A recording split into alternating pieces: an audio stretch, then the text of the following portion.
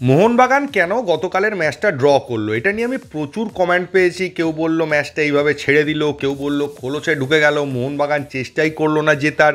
এরকম নানা রকম কমেন্ট আমি পেয়েছি, তাই বাধ্য হয়ে এই বিষয়টা নিয়ে আলোচনা করব। প্রথমত, মোহনবাগান ইচ্ছে করে ম্যাচ ড্র করেছে এই কথাটা কোনোভাবেই যুক্তিগ্রাহ্য নয়। যে দুটো গোল মোহনবাগান হজম করেছে, কেউ যদি খেলা বোঝে, খেলাটা ভালো করে দেখে, তাহলে বুঝতে পারবে যে এই দুটো গোল সম্পূর্ণ লাকের জোরে হয়েছে। বিশালের ফিস্টের একটা ভুল ছিল, কিন্তু বিশালের ফিস্ট থেকে ডাইরেক্ট গোল হয়েছে এরকম ব্যাপারটা নয়। কিন্তু কালকেও বলেছি, আজকেও বলছি, মুম্বাই প্লেয়ারদের গোলটা করার পেছনে কোনো বিশেষ অবদান ছিল না। তারা কিন্তু জাস্ট টাচ আর একটা অ্যাটেম্প করেছিল, বলটা অদ্ভুতভাবে গিয়ে গোলের মধ্যে পড়ে। এটা কোনো বিশাল বড় শট বা দারুণ সুইং করে ঢুকিয়ে দিল, গোলকিপারের কিছু করার নেই, এই রকম বিষয়টা ছিল না। কালকের খেলাটা কেন ড্র হয়েছে এটা যদি বুঝতে হয় তাহলে অনেক পেছিয়ে যেতে হবে। মোহনবাগান যখন এবছরের টিমটা করে, তখন মোহনবাগানের কিন্তু প্রাথমিক উদ্দেশ্য ছিল এএফসি কাপ, নাহলে কিন্তু অ্যান্টোনিও লোপেজ হাবাসকে দিয়েই কন্টিনিউ করানো হতো। মলিনা এমন একটা টিম তৈরি করতে চাইছে যে টিমটা এএফসি কাপে বা এসিএল টুতে একটা ভালো রেজাল্ট করতে পারে। তো এসিএল টু এর নিরিখে যদি আপনি প্রথম থেকে ভাবতে শুরু করেন, তাহলে আপনি বুঝতে পারবেন যে ওখানে যতগুলো টিমের সঙ্গে আমাদের দেখা হবে বা আমাদের যাদের বিরুদ্ধে খেলতে হবে, প্রত্যেকটা টিমই প্রায় খাতায় কলমে আমাদের থেকে অনেক এগিয়ে। তো সেই টিমগুলোর বিরুদ্ধে আমরা যাব, ডমিনেট করব, 4টে থেকে 5টা গোল দেবো, উড়িয়ে দেবো ঝড়ের মতো, এই মানসিকতা নিয়ে খেলা সম্ভব নয়। ওখানে আমাদের পারফর্ম করতে হবে আন্ডারডগ হিসেবে। আন্ডারডগ হিসেবে পারফর্ম করতে গেলে প্রথম ক্রাইটেরিয়া হচ্ছে ডিফেন্সটাকে মজবুত করা। কারণ 90 মিনিট ম্যাচের মধ্যে ম্যাক্সিমাম সময় আপনার বিরুদ্ধে যখন কোনো ভালো লেভেলের বা বড় লেভেলের টিম খেলবে, তখন ডিফেন্সই করতে হবে। তাই মলিনার ডিফেন্সটাকে প্রথম থেকে এত বেশি জোর দিয়েছেন। মোহনবাগানের খেলায় আপনি প্রথম থেকে যেটা দেখতে পাবেন যে মোহনবাগান অপোনেন্টের অ্যাট্যাক সামলে বুঝে আটকে তারপর নিজে অ্যাট্যাক করতে যায়। এবার আপনাদের অনেকেরই প্রশ্ন থাকবে, তো কি আছে, আইএসএলটা আইএসএল এর মতো খেলুক, এসিএল টুটা এসিএল টু এর মতো খেলবে। দেখুন, মোহনবাগান টিমে ফার্স্ট 11-এ 4 জন বিদেশি খেলে, বাকি প্লেয়াররা কিন্তু ভারতীয় প্লেয়ার। বিদেশিরা তাও যে আইএসএল টুর্নামেন্ট একরকমভাবে খেললাম, এসিএল টু এর জন্য অন্যভাবে খেললাম, সেটা করতে পারে। কিন্তু ভারতীয় প্লেয়াররা এতটাও ম্যাচিওর বা এতটাও হাই লেভেল হয়ে যায়নি যে তারা আইএসএল একরকম খেলবে, এসিএল টুয়ে গিয়ে একরকম খেলবে। সামান্য ইন্ডিয়া টিমে খেলতে গিয়ে অন্য রোলে খেলার জন্য তাদের ফিরে এসে ক্লাবের সিস্টেমের সঙ্গে ম্যাচ করতে বেশ সমস্যা হয়। সেখানে দু রকমের খেলা একটা টিম খেলবে, সেটা এই মুহূর্তে ইন্ডিয়ান ফুটবলের থেকে এক্সপেক্ট করাটা ভুল হবে। তো স্বাভাবিকভাবেই মোহনবাগানের খেলা থেকে আপনি বিধ্বংসী খেলা দেখতে পাবেন না। মোহনবাগান টিমটা সেইভাবেই তৈরি করা হয়েছে এবং মোহনবাগান টিম একটা ফরমেশন বা একটা সিস্টেমের মধ্যে দিয়ে এগোচ্ছে। এবার গতকালের ম্যাচের যদি আপনারা টিমটার দিকে তাকিয়ে দেখেন, সেই টিমটার মধ্যে 4 থেকে 5 জন মেন টিমের প্লেয়ার নেই। এবার মেন টিমের প্লেয়ার খেলালে সমালোচনা হবে জুনিয়রদের চান্স দিচ্ছে না। নিয়ম রক্ষার ম্যাচ যখন জুনিয়রদের খেলিয়ে দেখে নিতে পারত। আবার জুনিয়রদের খেলালে স্বাভাবিকভাবেই তারা সিনিয়রদের মতো পারফর্ম করতে পারবে না, বা রিজার্ভ বেঞ্চের প্লেয়াররা মেন টিমের মতো পারফর্ম করতে পারবে না, তাহলে তারা মেন টিমেই খেলতো। তো স্বাভাবিকভাবে সেইটা নিয়ে সমালোচনা হবে যে কেন প্লেয়াররা সেই লেভেলের পারফর্ম করতে পারলো না। মানে শাকের করাত, এদিকে গেলেও সমালোচনা হবে, ওদিকে গেলেও সমালোচনা হবে। সামনে মোহনবাগানের নকআউট টুর্নামেন্ট, আমি আগেই বলেছিলাম প্রায় 1 মাসের একটা গ্যাপ রয়েছে। তো এর আগে মলিনাকে যদি নকআউটের জন্য টিম নিয়ে ভাবনা চিন্তা করতে হয়, ছক তৈরি করতে হয়, কোনো ম্যাচে যদি এক্সপেরিমেন্ট করতে হয়, তাহলে পড়ে আছে দুটো ম্যাচই, মুম্বাই এবং গোয়া ম্যাচ, এই দুটো নিয়ম রক্ষার ম্যাচ। এবং মলিনা যদি এক্সপেরিমেন্ট করতে গিয়ে ম্যাচে পয়েন্ট হারায়, তাহলে কারোর কিছু বলার নেই, তাকেও এক্সপেরিমেন্ট করে দেখতে হবে। তাকে একটা টার্গেট দেওয়া হয়েছে, সে কিন্তু কাপের টার্গেট নিয়ে এগোচ্ছে। তো সেই জন্য সে মনে করছে যে এই মুহূর্তে এক্সপেরিমেন্ট করে আমার দেখে নেওয়াটা অনেক বেটার। তো সেই এক্সপেরিমেন্টের ফলস্বরূপই আমরা কালকে 2 পয়েন্ট নষ্ট করেছি, এবং এটা অস্বাভাবিক কিছু নয় বা এটাতে খারাপ ভাবার কোনো ব্যাপার নেই। এবং স্বাভাবিকভাবেই যখন একটা টিমের 11টা প্লেয়ারের মধ্যে আপনি 4-5টা প্লেয়ারকে চেঞ্জ করে দিচ্ছেন, টিমের ব্যালেন্স, টিমের কম্বিনেশনে একটু তো প্রবলেম হবেই। তাও মোহনবাগান তো যথেষ্ট ভালো পারফর্ম করেছে। মোহনবাগান কি খারাপ পারফর্ম করেছে? খারাপ পারফর্ম তো করেনি।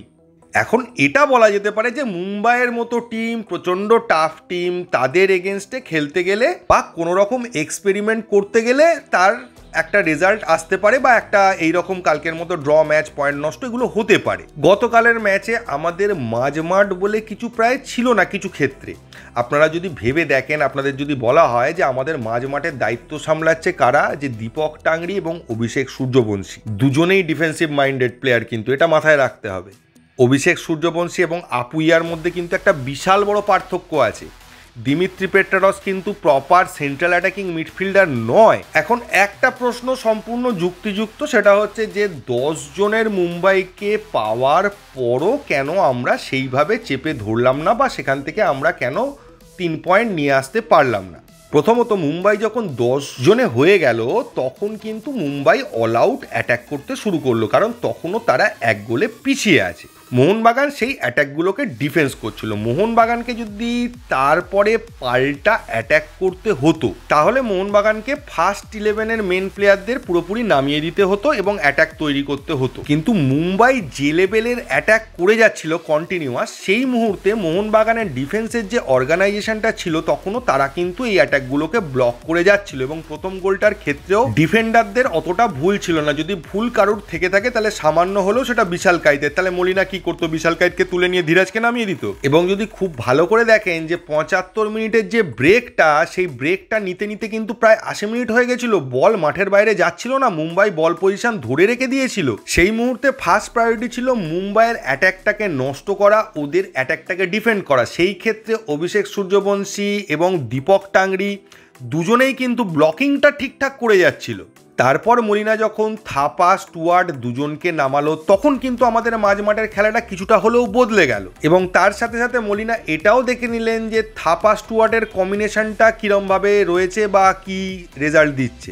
এমনকি পুরো ম্যাচ আমরা 3 জন মাত্র বিদেশি নিয়ে খেলেছি। মলিনা তো লাস্ট লেভেলে 4 জন বিদেশিও নামিয়ে দিতে পারতো, বা উড়িষ্যা ম্যাচের লাস্ট মিনিটের মতো 3টে ব্যাকে গিয়ে অল আউট অ্যাটাক, 3টে বিদেশিকে অ্যাটাকে দিয়ে একটা বিশাল অ্যাটাক তুলতে পারত, কিন্তু সেটার প্রয়োজন মলিনা মনে করেননি। কারণ সেক্ষেত্রে প্রবলেমটা এটাই হচ্ছে, আমরা 3 ব্যাক সিস্টেমে যে লাস্ট ফাইনাল অ্যাটাকটা করেছিলাম উড়িষ্যার এগেনস্টে, যেখান থেকে আমরা গোল পেয়েছিলাম, সেটা যদি আমরা বারবার ম্যাচে খেলাতে থাকি তাহলে এরপরে যে আইএসএলের কাপ আছে সেখানে অপোনেন্টরা কিন্তু আমাদের ফাইনাল অস্ত্রটা দেখে নেবে এবং তার মধ্যে থেকে ভুল ত্রুটি বার করে সেই অস্ত্রটা ভোঁতা করারও পাল্টা চাল তৈরি করতে শুরু করে দেবে। তো আমাদের তো কোনো প্রয়োজন ছিল না যে কালকের ম্যাচ যদি আমরা হেরেও যেতাম তাতেও আমাদের কিছু যায় আসতো না, কিন্তু আমাদের ফাইনাল অস্ত্রগুলো বা মাস্টার স্ট্রোকগুলো যদি এক্সপোজ হয়ে যায় সেটা আমাদের ক্ষেত্রে পড়ে। কারণ মুম্বাই, হ্যাঁ, ম্যাচ থেকে আমরা পয়েন্ট নিয়ে আসতে পারলাম না, এটা বেশি ইম্পর্টেন্ট না কাপে আমরা কোনো কারণে অপোনেন্টের চালের জন্য পারলাম না যেতে, সেটা বেশি ইম্পর্টেন্ট। ফলে গতকাল মোহনবাগানের যে খেলাটা দেখেছেন এটা একটা রিজার্ভ বেঞ্চ, মেন বেঞ্চ মিলিয়ে একটা এক্সপেরিমেন্ট, আর কিছুই নয়। সেই এক্সপেরিমেন্টে আমরা 3 জন বিদেশি খেলিয়েও মুম্বাইয়ের মতো টিমের এগেনস্টে 2-2 ড্র করেছি। মুম্বাই 10 জন না হয়ে যদি 11 জন খেলতো আমরা ম্যাচটা হেরে যেতেও পারতাম। মুম্বাই কিন্তু ফার্স্ট হাফে অল আউট অ্যাটাক করেছে, সেক্ষেত্রে আমাদের সুবিধে হয়েছে গোলগুলো তোলার ক্ষেত্রে। সেকেন্ড হাফে মুম্বাই কিন্তু ব্যাপারটা বুঝে গেছে। মুম্বাই কিন্তু শুরু থেকে অল আউট অ্যাটাকে যায়নি।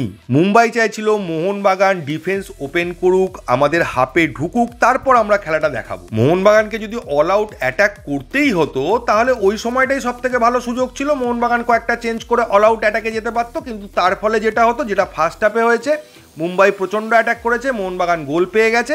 সেকেন্ড হাফে উল্টোটা মুম্বাই চাইছিল আমরা অল আউট অ্যাটাক করি, ওরা যাতে গোলটা পেয়ে যায়। আলটিমেটলি ওরা গোলটা পেলো, কিন্তু ওদের প্ল্যান থেকে নয় বা ওদের চাল থেকে নয়, আমাদের ভুল থেকে নয়, হয়ে গেল গোলটা। তো একটা ছেলে ক্লাসে ফার্স্ট হয়েছে, ফার্স্ট হওয়ার পর কোচিং ক্লাসে অ্যাবাকাসের টেস্ট ছিল, তাতে ভালো নম্বর পায়নি বলে সেটা নিয়ে সমালোচনা করার কোনো মানে আছে বলে আমার মনে হয় না। ক্লাসে ফার্স্ট হওয়াটা একটা সারা বছরের পড়াশুনোর রেজাল্ট, আর ওই অ্যাবাকাসের পরীক্ষাটা ফার্স্ট হয়ে গেছে, অত পড়াশুনো এখন করছে না, একটু আনন্দ করছে, তাই জন্য হয়েছে। তো গতকালের ম্যাচ নিয়ে আমার কাছে তো ক্রিটিসাইজ করার কোনো জায়গা নেই, এবং আমার মনে হয় না ক্রিটিসাইজ করার কোনো কারণ আছে। লেবুকে বেশি কচলালে কথায় আছে তেতো হয়ে যায়, সেই রকম ব্যাপার। আমাদের লিগ শিল্ড যেটা তারা টার্গেট ছিল জিতে গেছি, বাকি দুটো ম্যাচ সম্মানজনকভাবে শেষ করা ছাড়া আমাদের আর কোনো টার্গেট নেই এই লিগ থেকে। নক আউটের প্র্যাকটিস শুরু হতেও এখন বেশ কিছুদিনের একটা গ্যাপ আছে। তবে আমার ব্যক্তিগত মতামত, এই ড্রটা নিয়ে অত মাথা ব্যথা করে কোনো লাভ নেই, পরবর্তী টার্গেটের দিকে আমাদের কনসেন্ট্রেট করা উচিত। তো এর বেশি কিছু বলার নেই এই ভিডিওতে, এইটুকুই। যদি ভিডিওটা ভালো লাগে তাহলে চ্যানেলটাকে সাবস্ক্রাইব করবেন, নয়তো করবেন না। থ্যাংক ইউ, ধন্যবাদ এবং জয় মোহনবাগান।